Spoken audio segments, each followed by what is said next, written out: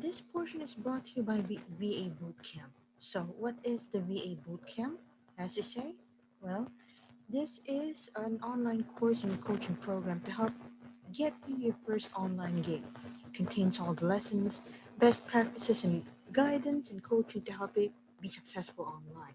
Over 1,000 video lessons, most of the clips centered on following topics like data entry, one of the main skills needed to be a virtual assistant, transcription, email management, calendar management, internet research, social media marketing, very important on Facebook and other social media platforms, and search on engine optimization.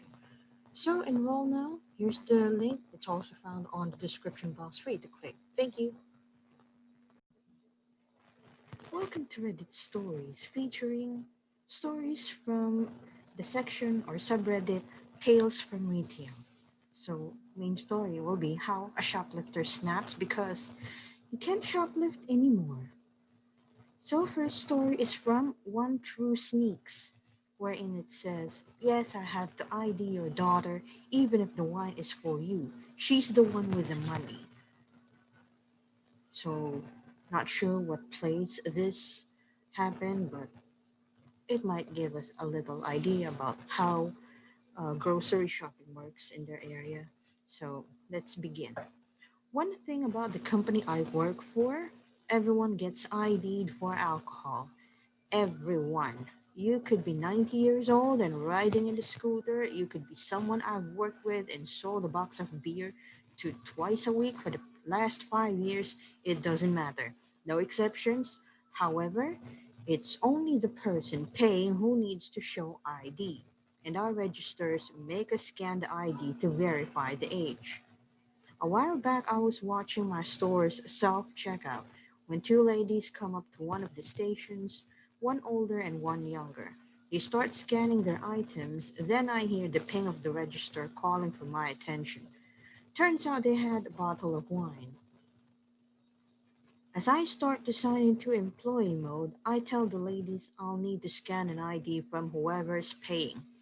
The older woman takes hers out and holds it up for me, and I ask her, "Are you the one paying?"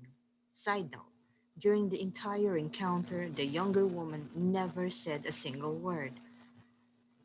"No, she is." "Then I need your ID, please, ma'am." "She doesn't have one, just use mine." "I can't do that, ma'am. I need the ID from whoever's paying." "But the wine's for me. She doesn't drink." "It doesn't matter. I have to ID whoever's paying." "But she's my daughter. Why can't she buy it for me with my ID?" "I'm sorry, ma'am, but it's the law. We have to ID for alcohol, and we have to have it from whoever's paying." Snatches a card from daughter's hand. "There, see? Now I'm paying. Take my ID." "Ma'am, that's not how it works. I know it's your daughter's card. It's her money. She's the one paying, so I need her ID." "Well, she doesn't have one." "Then are you able to purchase it yourself?"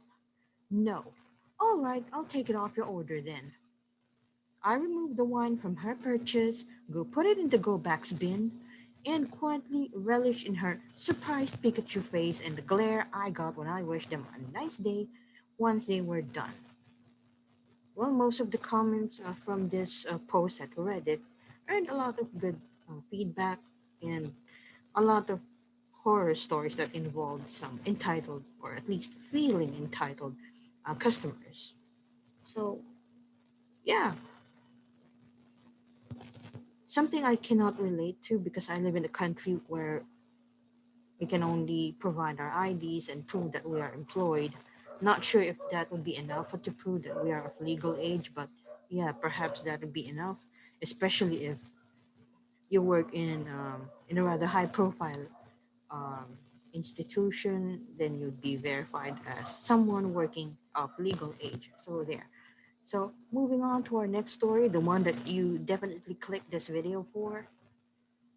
The tale of the man who comes into men's, he must be saying men's room to steal.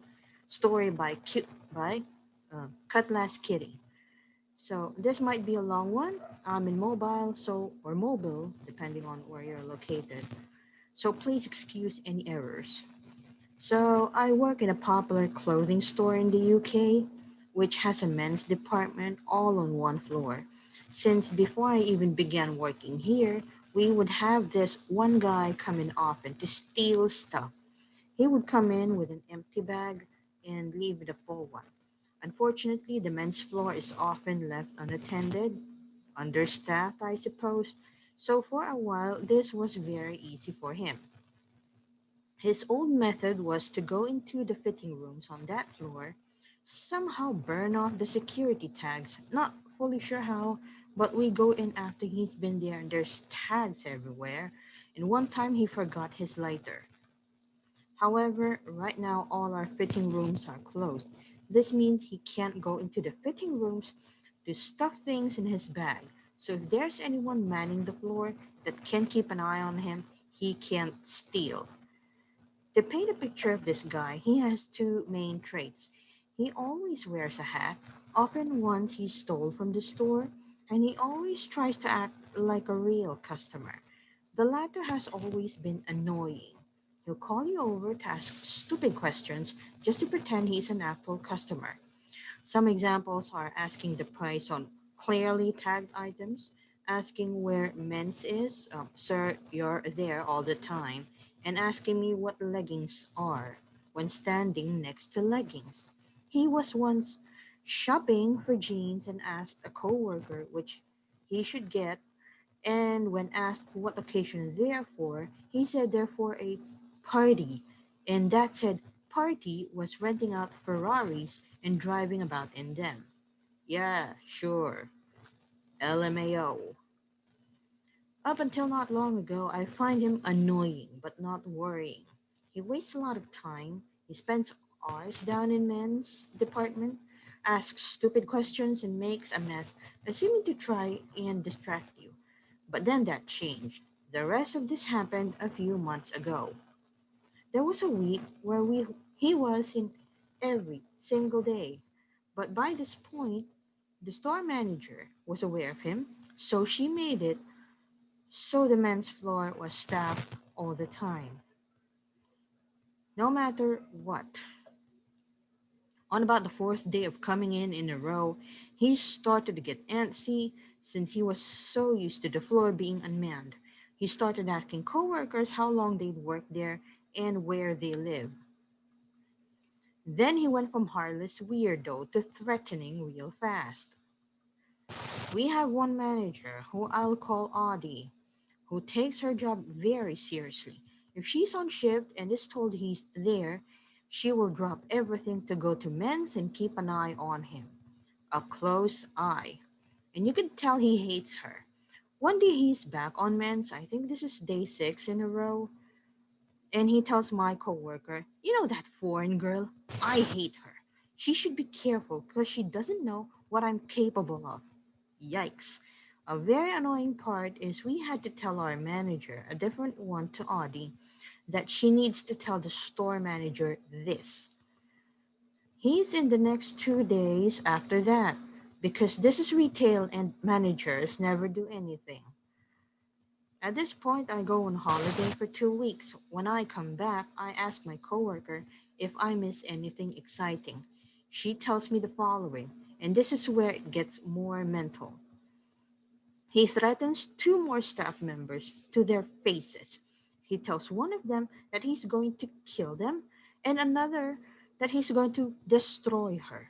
At this point, the store manager is very aware and is in constant communication with the security for the shopping mall we're in. Unfortunately, the security sucks and just says, we are aware of him.